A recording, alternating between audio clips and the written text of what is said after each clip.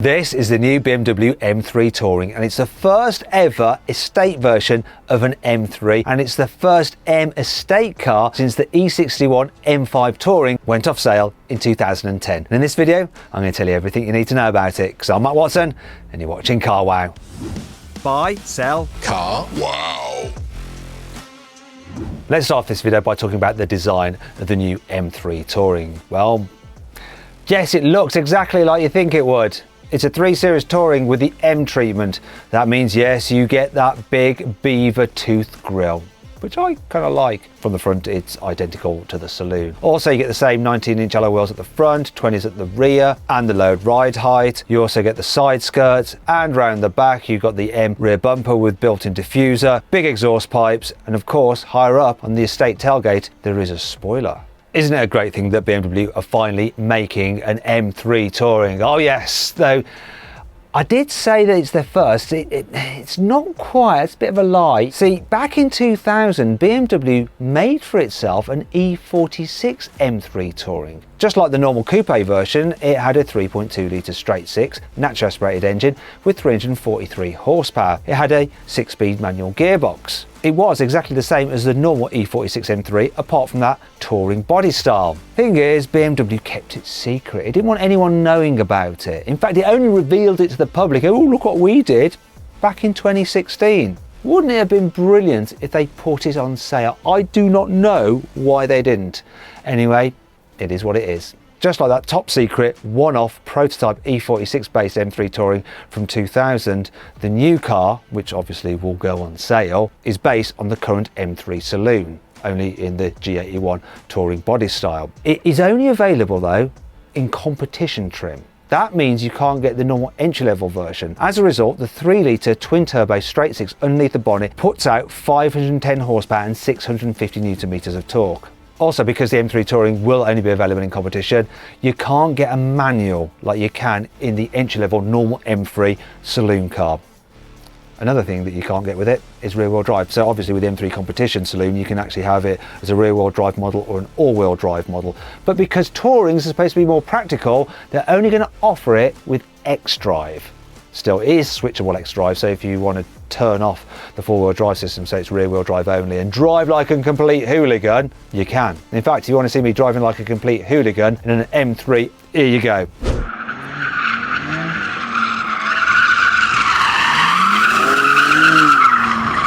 See, the Touring will be driftable, no problem at all. Actually, the Touring model might be a little bit more difficult to drift than the saloon because it's heavier, and a lot of that weight is at the rear because you've got those larger body panels and extra glass. Actually, the weight is 1,865 kilos, which is 85 kilos more than the saloon, which is already quite heavy to start with. To be fair, to compensate for the extra weight and the different weight distribution, BMW has tweaked the settings of the car's sport suspension. Needless to say, the added weight of the saloon does affect performance ever so slightly. So the saloon M3 X-Drive can do 0 to 60 in 3.5 seconds. This Touring, it's 3.6 seconds. Though in reality the car will probably go quicker than that. When I tested a normal rear-wheel drive M3 competition, which is supposed to do 0 to 60 in 3.8 seconds, I actually got a time of 3.6 seconds. So if you use that maths, this new Touring M3 should be able to do 0 to 60 in 3.4 seconds, most likely. And if that prediction is true, it will mean that this car is quicker at accelerating than its key rival, the Audi RS4. Best time I've had out of one of those is 0 to 60 in 3.6 seconds.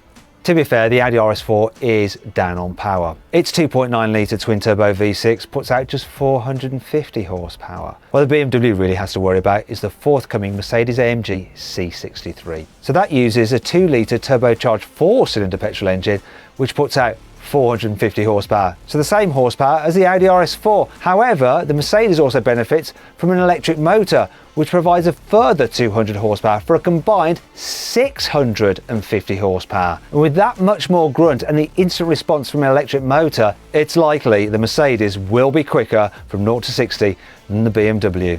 Sorry, BMW fanboys. The new M3 Touring has also set a lap record around the Nürburgring for production estate cars. It did a lap in just 7 minutes and 35 seconds. That's 10 seconds quicker than the old record, which was set by an AMG E63S estate back in 2017. That's not even the best bit. This lap time is only 15 seconds slower than the brand new M4 CSL, and that's the quickest production car BMW has ever tested around the Nordschleife. If you want to see more about the bonkers M4 CSL, then you can watch my video by clicking on the pop-out banner which should be appearing in the top right-hand corner of the screen now. If you can't see it, there's a link in the description too. If you're interested in this BMW M3 Touring and you want to see what I think of it when I drive it, make sure you subscribe to this channel and hit the bell icon to turn your notifications on. That way you won't miss it when I finally release my review on this new car. Acceleration is one thing. What about top speed? Well, the normal BMW M3 Competition Touring is limited to 155 miles an hour. However, you can increase the top speed to 174 miles an hour if you pay extra for the optional M Drivers Pack. Bizarrely though, if you fit that pack to the normal M3 Competition Saloon, then you get a top speed of 180 miles an hour. Not entirely sure why the Touring is slower. Where the Touring is faster than the Saloon is the responses from its infotainment system, because it gets the new iDrive 8, which has an upgraded processor and a glorious widescreen curved display, just like in the i4 and the iX. There's also fewer buttons as well. Many are now touch sensitive controls, just like in those two electric cars. To be fair, eventually the saloon version of the M3 will get that system, but not for now. One thing the saloon will never get is the Touring's really useful split tailgate. This is an iconic part of a BMW touring car. Also, the boot capacity of the Touring is 500 litres, which is 20 litres more than the Saloon. And it is easier to load because the opening is much wider than on the Saloon's boot. So then, if you're interested in this new M3 Touring, when can you buy it? Well, you can actually place an order from September this year. Production will start in November, which means that deliveries won't actually take place probably until early 2023. As for the price, it's going to be pretty much the same as the Saloon. So it starts from just over £80,000, which is quite a lot really when you think about it, because you can get a normal BMW M340i Touring, which is fast enough, for £25,000 less. Is this new full-fat M version really worth that much more than the M Lite? And is it worth £13,000 more than an Audi RS4? Let me know in the comments below.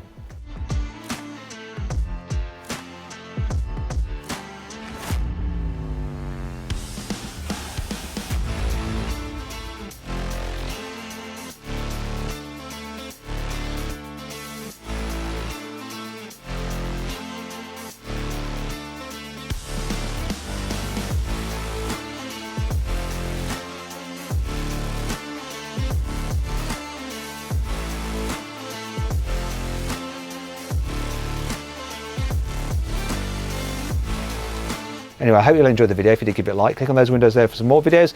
And on that box there, if you want to see how much your car is really worth, just upload some photos. Our dealers will bid on your car, and you can accept the best offer if you want to, and they'll come to your house, take the car away, and put the money straight into your account. It's easy and it's free.